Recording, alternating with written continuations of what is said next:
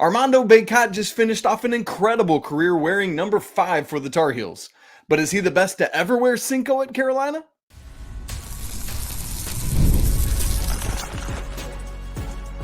You are Locked On Tar Heels, your daily podcast on the UNC Tar Heels. Part of the Locked On Podcast Network, your team every day. Hey there, what's up? It's Tuesday, August 13th, 2024. Welcome into the Locked On Tar Heels podcast. It's the only daily North Carolina show out there. I'm your host, Isaac Shade, and you're joining me at the place to get your Tar Heels content every single day as part of the Locked On Podcast Network. I want to thank you for making us your first listen or watch today, and I want to send a special shout out to all the everydayers out there and all those members of the Locked On Tar Heels Discord family that are joining us. So glad you're all here. Today's episode is brought to you by FanDuel. Make every moment more. In the dog days of summer, the sports stop sportsing like we want them to. The Olympics are over, but this summer, FanDuel is hooking up all customers with a boost or a bonus daily. That's right. There's something for everyone, every day, all summer long. Visit FanDuel.com to get started. Hey, it's a Mailbag Tuesday show. Going to be a lot of fun. We're going to look at who has been the best to wear a couple different jersey numbers at Carolina. We're going to answer a question about who's a Tar Heel I wish had stuck around a little bit longer. Does Carolina need better role definition? How do you avoid the upsets that so many teams around the nation are facing? And on and on and on and on. Going to be a lot of fun on the show. Big thanks to everyone who submits mailbag questions. You can do so. LockedOnTarHeels@gmail.com. We've got a mailbag channel on our Discord. All sorts of ways. Man, would love to do it. Receive your submissions for mailbag questions because we do these pretty regularly. All right. It's also Tuesday. That means it's Trivia Tuesday. You ready for this? We're talking jersey numbers. Which jersey number has been worn by the most players at Carolina? Answer coming up at the end of the show. Interesting one. Get your guesses going. All right. Question number 1. This comes from our guy, Davis Wallace. Always good to connect with Davis. And Davis says, Isaac, make a UNC squad and have the theme be best player to wear said jersey numbers. So I started going into it and looking at every jersey number, and I was like, dude, this is going to take 18 different shows to go through all this. So here's what I did. I narrowed it down to three jersey numbers that have just a plethora of insanely talented basketball players, some of the best to ever do it. And even that is leaving out a ton of them. So the 3 jersey numbers I picked are number 5, number 22, and double that, number 44, because all 3 of those have been worn by a ton of the best players. And what I'm going to do is pick who I believe is the best player to ever wear those 3 jerseys. So for example, we're not going to do jersey number 50 because it's very obvious who that would be. Tyler Hansborough, right? Things like that. So let's get right into this. We're just going to go numerical order. Jersey number 5. And obviously we could go way back. There's a whole bunch of folks, but some of the more, as you start to look at it, let me just rattle off some of the names. Jeff McInnes, Ed Cota, Jack Emanuel, Ty Lawson, Henrik Rodel, Dexter Strickland, Kendall Marshall, Marcus Page, Tony Bradley, Nasir Little, and most recently, obviously, Armando Bacot. I love this jersey number because it's mostly point guards, right? That's who you associate it with. Same like with number 2 in recent years. But then you get Armando rocking number 5, and it's very difficult. I kind of narrowed this down after looking at some of it to Ed Cota, Ty Lawson, Kendall Marshall, Marcus Page, or Armando Bacot. And look, it's very, you talk about somebody like Kendall Marshall, 2012 Bob Cousy Award winner, CBS First Team All-American, ACC career record for assist to turnover ratio, ACC single season record for assists per games, and double figure. I mean, all of that. Marcus Page's accolades.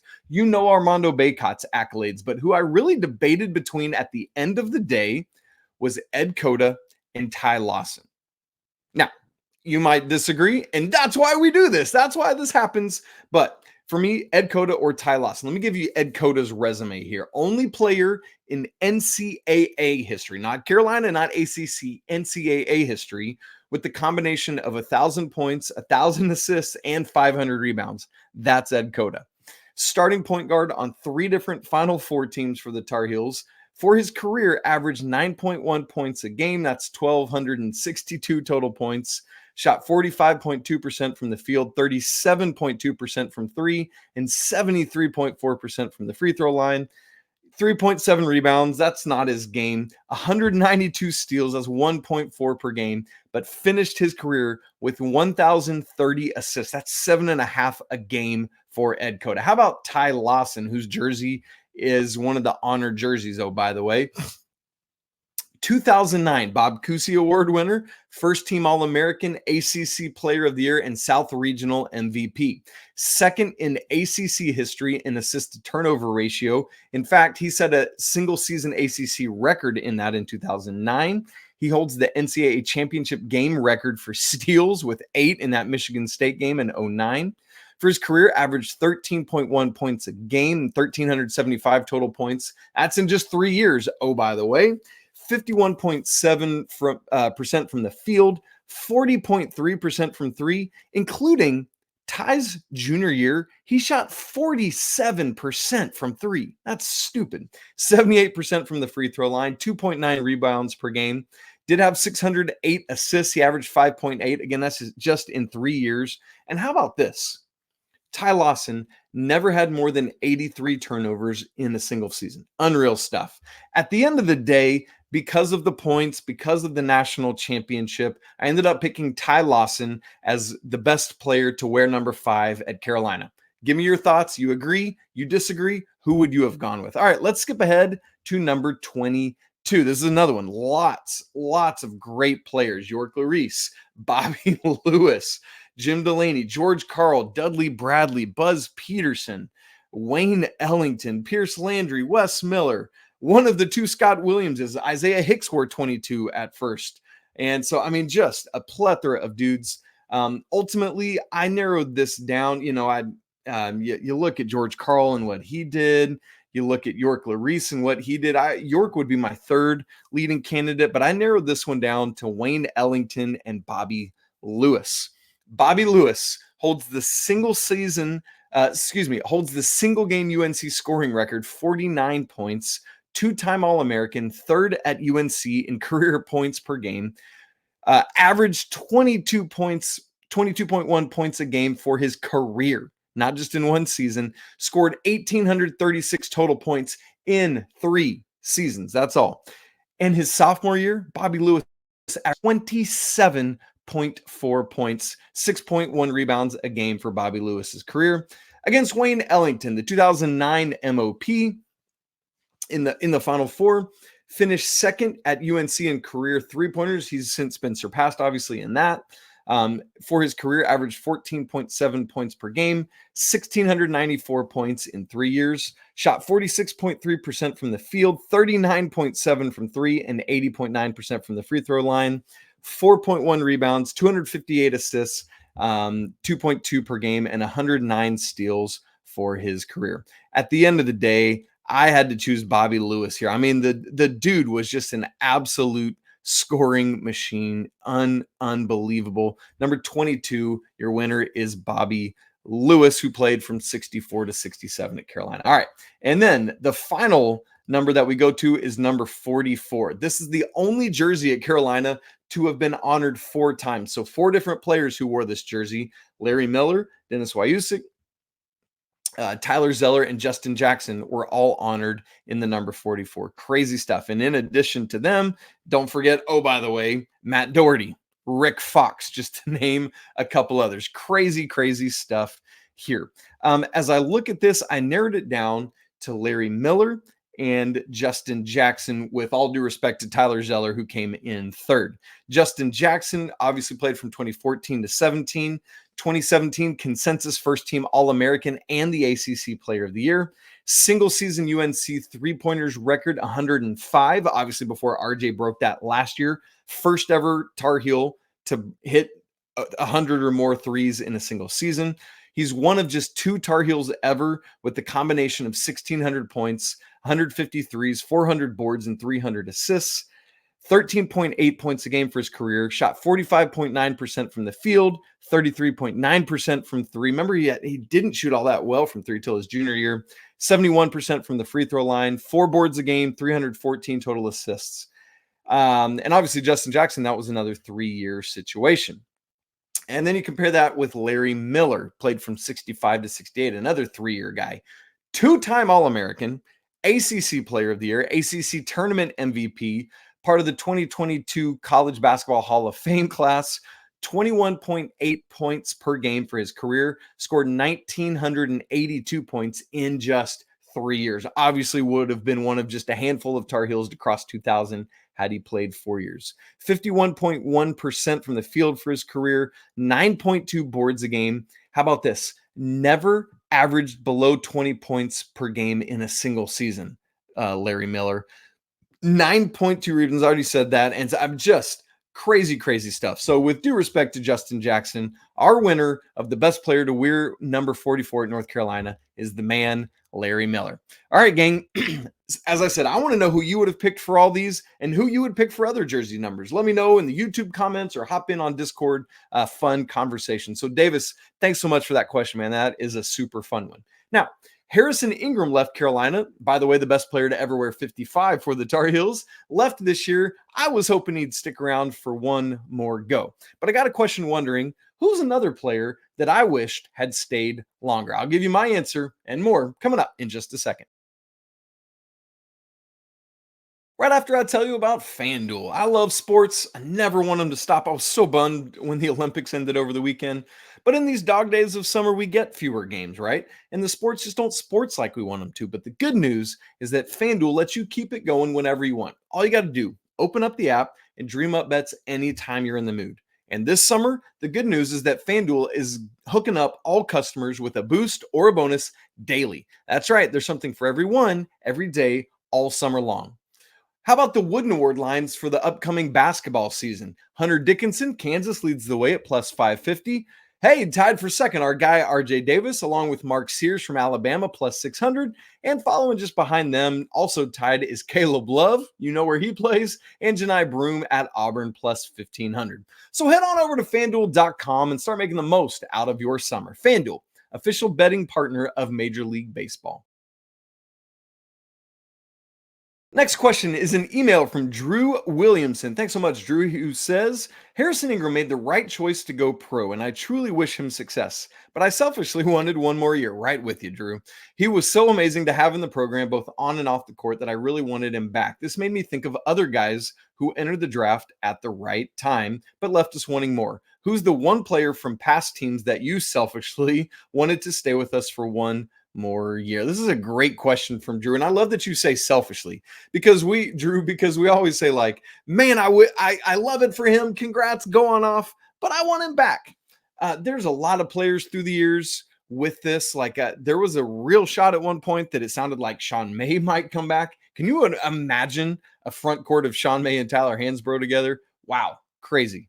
But you know, and there's others, but ultimately the player for me, without a doubt, hands down, we've already mentioned his name today, is Kendall Marshall.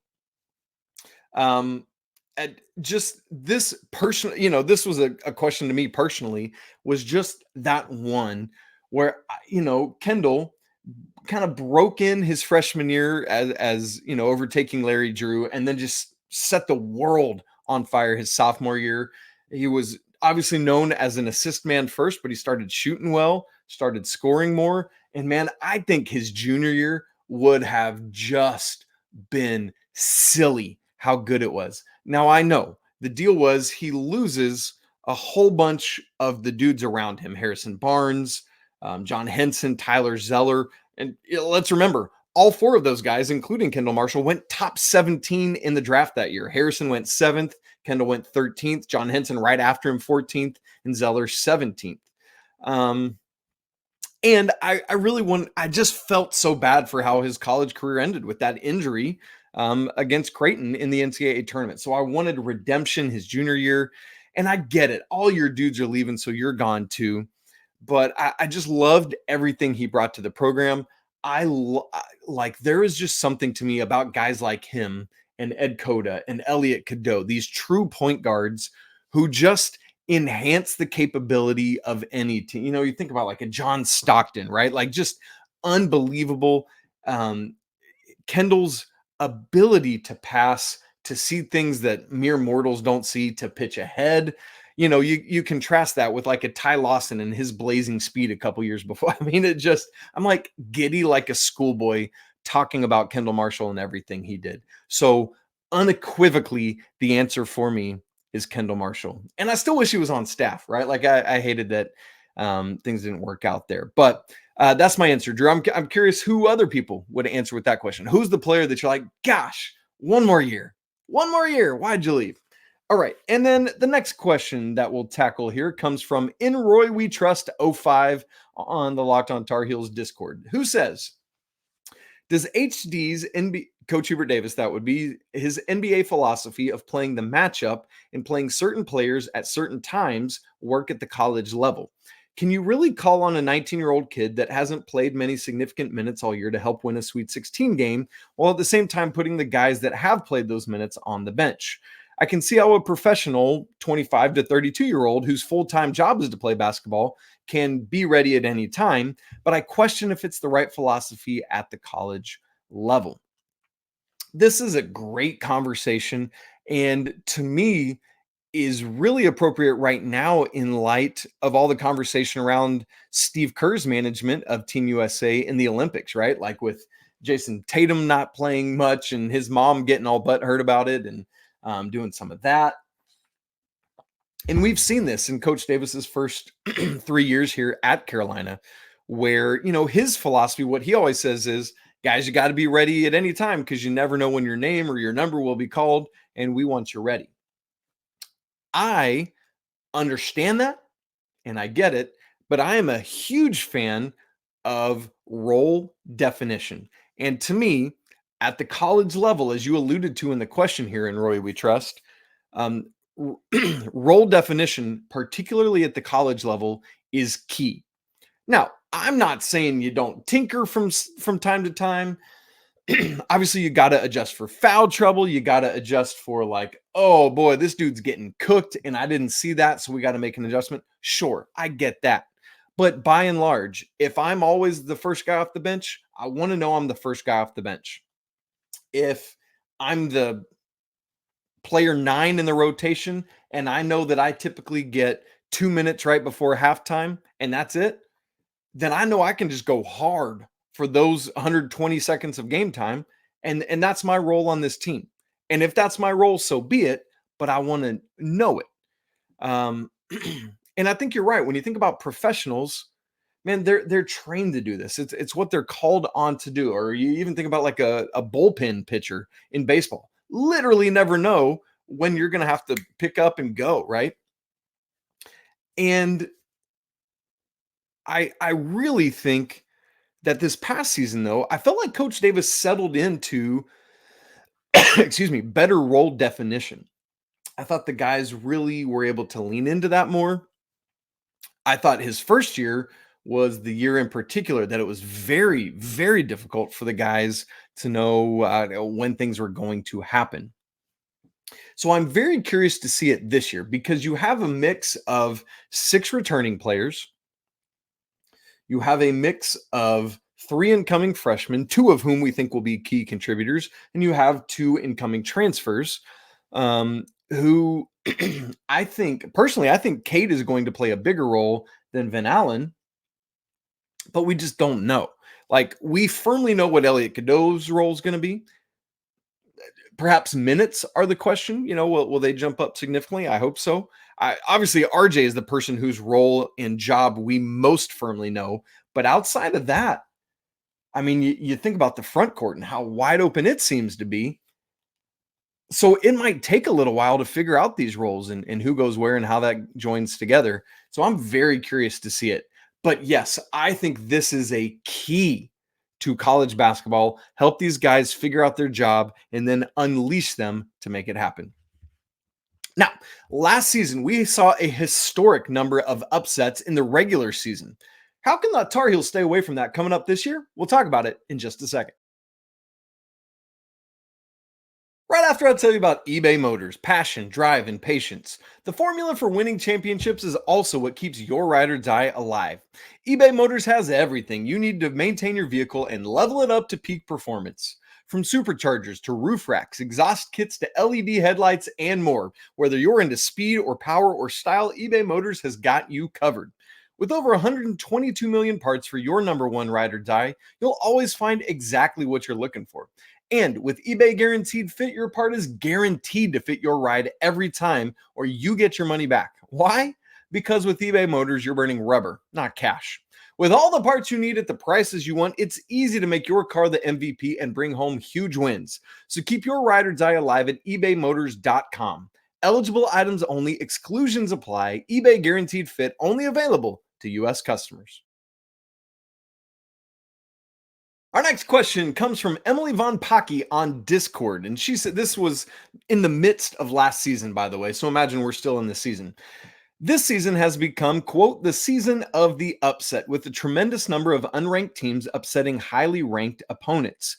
What strategies can the Tar Heels use to defend against these potential upsets? This is a great question from Emily. So for those who don't remember, this was chiefly in the regular season. For a while, we were on pace to, I mean, it was insane, the number of like AP top 10 teams that were losing to unranked teams. I was keeping stats on it throughout the year. We were talking about it on Locked On College Basketball. It was a whole big thing. And let me say this. First off, I don't think it was an anomaly. I believe that in the transfer portal era and in the NIL era, by the way, we're going to see this be pretty consistent. Teams take longer and longer to become cohesive as you got all these moving parts coming together. Now, some teams, for example, in the Power 5 conferences, Pac-12's gone, so the Power 5 conferences in basketball now are ACC, Big 12, Big East, Big 10, and SEC. Of those 5 conferences, only 2 teams did not take a single transfer. That's Purdue and that's Marquette. Outside of that, literally every other school has at least, one transfer coming into their team. And so when you add in transfers, when you add in freshmen, I mean, you think about schools like Louisville, who lost like literally everybody when Kenny Payne was gone, Kentucky, Arkansas, they're bringing in 10, 11, 12 dudes to their team, right? If I'm thinking correctly, Louisville is literally 13 brand new dudes. And so we're going to continue to see this happen in college basketball. And I think it means that November, December, January, as teams are really still feeling each other out, figuring each other out, as coaches are still figuring out rotations, sets, schemes, combinations, all of that, it's going to continue to be upsets. Another part of this is because not that mid and low majors are immune to transfers, but typically it has felt that they've been able to maintain more cohesion than the high major teams. And so, that gives them a leg up at times.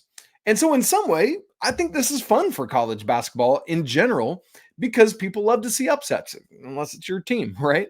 But you also, last year, you noticed those numbers start to dwindle as we got towards the end of the season and teams really did figure each other out and learn how to play more capably. But another part of Emily's question is, what strategies can Carolina employ to defend against these types of upsets? So I've got 4 things for you. I'm sure we could talk about more, but these are 4 specific things that I believe can be very helpful, not just last year, not just this year, but every year. Number 1, consistency. The teams that stay together better year after year, year over year, will be in better shape. And I mean that both in terms of like number of guys who don't transfer or leave, and in terms of just like the connection of those who are there, right? You could have 5 guys that all stay, but they're not bros. You know what I'm saying? And so there's a level at which you've got to figure out how to create that consistency. For example, Carolina's Outer Banks trip is a perfect way to bring everyone together, even in the late summer like this. So that's number 1. Number 2 is role definition. We talked about that earlier on the show today, but I think that is critical. The more quickly you can figure out define and cement these roles, the better shape you're going to be in. And that is a huge win. Number 3, what strategies to use to avoid these upsets? Play your game. One of the things that I think coaches can at times do, and I'm not saying this is Hubert Davis or not Hubert Davis, and this could be lots of coaches, is they outthink themselves. They outsmart themselves. One of the things I loved about Roy Williams a ton, and he was so vocal about, was we're not changing who we are. They're going to have to beat us at our game. And at times, teams would do that. But you know what? The vast majority of the times, teams were getting run out the gym. Teams couldn't keep up in the post, whatever it was, because Roy Williams said, we're not adjusting for you. You got to adjust for us because we're better at what we do than you are at what you do. And you know how often and how well that worked. And he's one of just a handful of coaches ever in college basketball with 3 or more national championships. So play your game, make others adjust to you. And then fourthly, what strategies to use to avoid those upsets? Utilize what and who got you to where you are. Obviously, the what of that to me is keep relying on those things. Play your game, like we said, but also utilize who got you to where you are. For example, I understand Coach Davis's philosophy and thought process on why, for example, we didn't see much Elliot Cadeau down the stretch of the Alabama game and Paxton Wojcik was in. I hear him and I get it. But I got to have my point guard in that game. Even though they're sagging off of him, even though they're whatever. You figure out how to make it work with your best playmaker and keep rocking. All due respect to Paxton Wojcik, I'm rocking with my guy Elliot. Utilize who got you there. And because that's an upset. And I know it's not the type of upset Emily's asking about in this question, but there you go. That's a big one for me. And that's what I'll go with. All right, wrapping up the show. Trivia Tuesday, we said it already. Which jersey number has been worn the most times in UNC history? Or perhaps said another way, how many players, it makes sense the first time. What jersey number has been worn the most times in UNC history? There are actually 2 jersey numbers that are tied. Number 11 and number 15 have both been worn by 30 different players. Interestingly enough, neither of those jersey numbers was used last year. How about that? Now, it could be broken this year because Ian Jackson's going to wear number 11. And as of right now, nobody is wearing 15. Now, there's a couple numbers we don't know yet. And so we'll wait to see if anyone takes number 15. If not, Ian Jackson's putting 11 over the top with 31 different players to have worn it. All right, super fun mailbag questions today. Thank you all so much for tuning in and being here with us. If you haven't subscribed to us on video and audio, make sure that you do that. YouTube and your favorite audio podcast platform so you never miss a show. If you're not in on the Locked On Tar Heels Discord, man, we would love to have you. It's free to join, and the link is in the show notes. We're talking Tar Heels all day, every day. It's always a crazy madhouse, and we love to have you. You guys know the drill. It's always a great day to be a Tar Heel. We'll talk again tomorrow on Wednesday. But until then, peace.